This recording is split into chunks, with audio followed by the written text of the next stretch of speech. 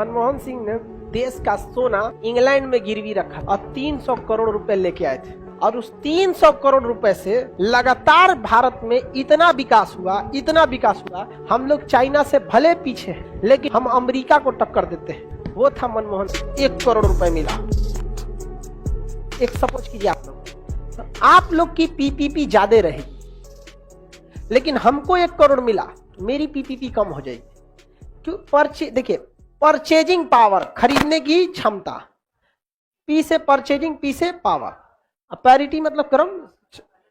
तो देखिए, आप लोग को अगर पीपीपी में मिलेगा 1 करोड़, तो आप लोग ज्यादा खर्चा कर सकते हैं, क्योंकि आपके ऊपर लाइबिलिटी कम है। हमारा 1 करोड़ मिलेगा, सीधे 18 जीएसटी, 30 इनकम टैक्स, कर्मचारी, सर्वर, ये वो दुनिया भर का खर्चा। आप 1 करोड़ खर्चा करते करते आपको 6 महीना आ जाएंगे, साल भर लगा देंगे। हमारे 1 करोड़ सोच रहे 21 दिन में निपटा देंगे।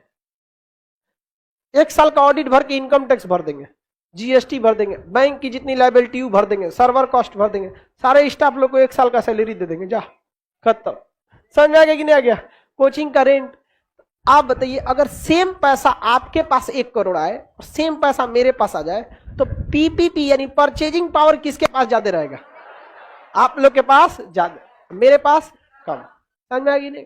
तो भारत के पास जितना देश अगर कर्जा ज्यादा लिया है, तो उसके पास पैसे होने के बावजूद भी वह आगे नहीं हो पाता है पीपीपी मामले में। हम लोग चाइना से भले पीछे हैं, लेकिन पीपीपी के मामले में हम अमेरिका को टक्कर देते हैं। पीपीपी के मामले में चाइना सबसे आगे है। पीपीपी के मामले में सबसे आगे कौन है? 2 नंबर पर यूएसए, 2 नंबर पे यूएस, 3 नंबर पर इंडिया, 3 नंबर पर इंडिया। यानी दुनिया में सामान खरीदने की सबसे ज्यादा पैसा किसके पास? चाइना का। उसके बाद हम भले गरीब हैं, लेकिन जब दुनिया की नीलामी होगी तो सबसे पहला खरीदार चाइना, दूसरा, उसके बाद भारत।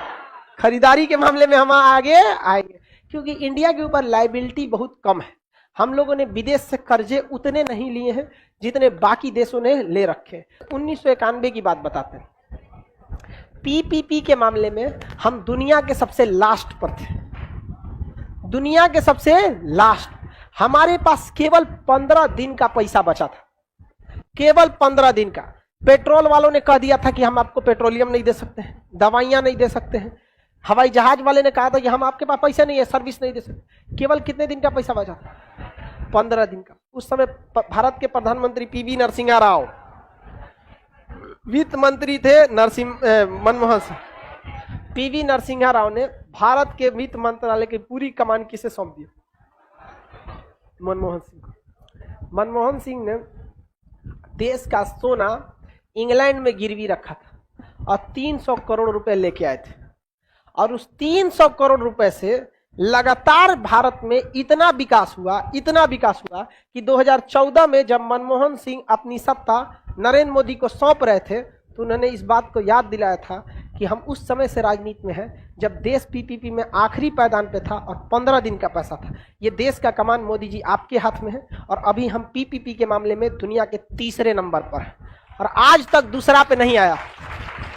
सोच सकते हैं। और हम बताते हैं ना आपको, 2050 तक ये दूसरा पे नहीं आएगा। वो था मनमोहन सिंह। 15 दिन का पैसा था, कहां पर ला दिया? 3रा, और ये दूसरा पे नहीं आ सकता 2050 तक। आपको नहीं पता है, जिस देश में एजुकेशन पे 18% जीएसटी ठोक के बैठे हैं, वित्त मंत्री कितना जीएसटी लगाई है? 18%। सेकेंड हाईएस्ट टैक्स लगा है एजुकेशन पर, सेकेंड हाईएस्ट टैक्स एजुकेशन पे। अब मोदी जी कहते हैं घर घर शिक्षा की ज्योति जलेगी। हाँ, मसाल जलेगा। सेकेंड हाईएस्ट टैक्स किसी देश में एजुकेशन पे ठोक सकते हैं? आप कभी कल्पना कर सकते हैं? एजुकेशन पे टैक्स ठोकेंगे। इंग्लैंड जैसा अमीर देश एजुकेशन फ्री देता है, जहां हार्वर्ड, कैम्ब्रिज, ऐसे बड़े बड़े यूनिवर्सिटी है, कैम्ब्रिज है, ऑक्सफोर्ड है, वहां पर एजुकेशन। और हमारे यहाँ मत पूछिए, यहाँ पर एक से एक है भैया। धन्य है प्रभु लोग हमारे देश में।